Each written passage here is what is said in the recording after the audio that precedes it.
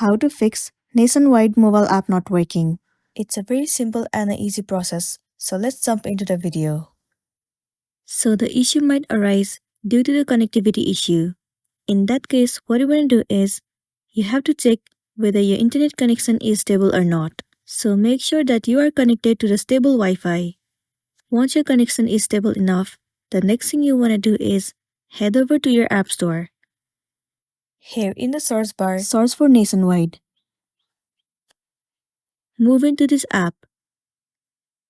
Right here instead of open, if it shows the option of update, then your application is not up to date, and it might be one of the reasons that you are facing this issue. If that's the case, then tap on update and update your application to the latest version. Once you have the latest version of the app, the next thing you want to do is head over to the settings of a device. Move into General. Head over to iPhone Storage. In this page, you have to search for the application Nationwide.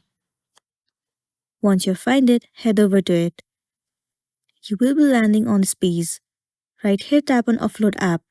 Once again, click on Offload App. Offloading app means clearing the cache and the storage of the application. It will remove all of the unwanted bugs and make your application run smoothly. It might also fix the issue that you have been facing, and then you'll be good to go. But if you are still facing the issue, then what you want to do is simply uninstall the application and reinstall it again. Reinstalling the app will definitely fix your issue, and then you'll be good to go.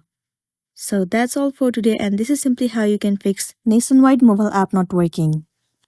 Make sure to smash the like button and consider subscribing if you found this video helpful. We'll see you in the next one.